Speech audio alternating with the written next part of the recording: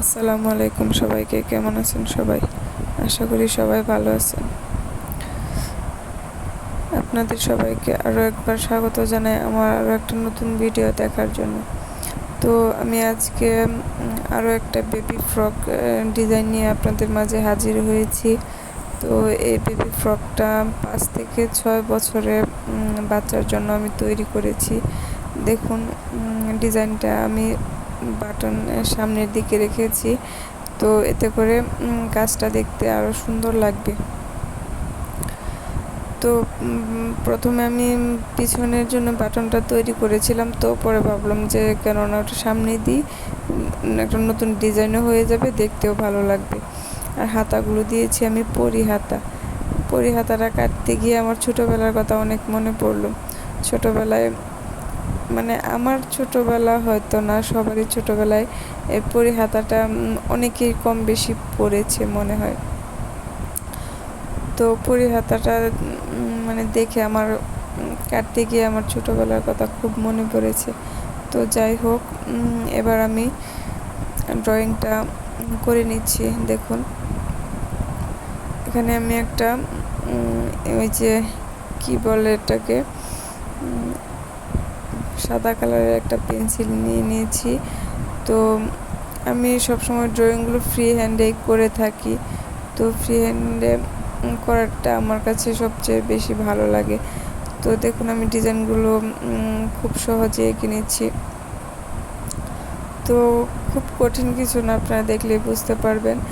ডাল, লতা, পাতা, ফুল, বিশেষ করে বাচ্চাদের ফ্রকে যখন আমরা ডাল পাতা দিয়ে ডিজাইন করি, তো ওই ডিজাইনটা দেখতে আরও বেশি সুন্দর লাগে।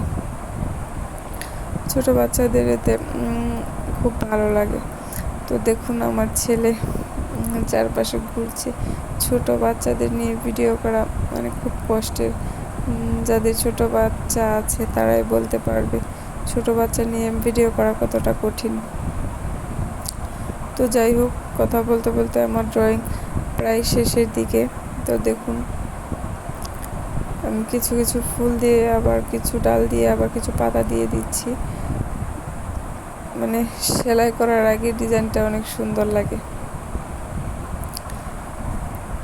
তো দেখুন আমি কিভাবে লতা পাতাগুলো এঁকে নিচ্ছি।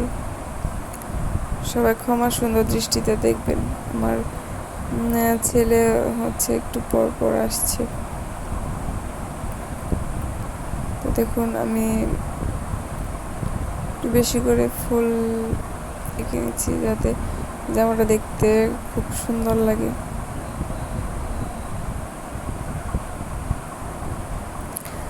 তো আসলে হয় কি, যখন ড্রয়িং করি ইচ্ছে করে করতেই থাকি, তো কোনো হিসাব থাকে না কি থেকে কি করছি। মানে ড্রয়িং করতে খুবই ভালো লাগে। তো এক পাশটা আঁকা হয়ে গেলে তো পরবর্তী অপর পাশটা আমার কাছে খালি খালি লাগছিল। তো ভাবলাম যে ওই একটু কাঁধের জায়গাতে একটু ফুলটা এঁকে নিই, তাহলে দেখতে অনেকটা সুন্দর লাগবে। তো আমি কাঁধের জায়গাতেও কিছু ফুল আর পাতা এঁকে নিচ্ছি, এতে করে ড্রেসটা আরও বেশি সুন্দর লাগবে। তো আমি এই পাশের কাঁধে কিছু ফুল ড্রয়িং করে নিয়েছি। আর এই যে আমার কালারটা হচ্ছে আপনার জলপাই কালার, সিদ্ধ জলপাই কালারটা যেমন সুন্দর তেমনি কাপড়টাও খুব নরম, ভয়েল কাপড়, সুতি ভয়েল কাপড় নিয়েছি। বাচ্চারা সুতি ভয়েল কাপড় পরে অনেক আরাম পায়, আর কাজগুলো ভয়েল কাপড় করলে বেশি ভালো হয়। তো আমি সুতি ভয়েল কাপড় নিয়েছি। তো এবারে নিচের ডিজাইনটা আপনারা দেখে নিন কীভাবে এঁকেছি। নিচের ডিজাইনটা অত বেশি আমি দেখালাম না। ধন্যবাদ।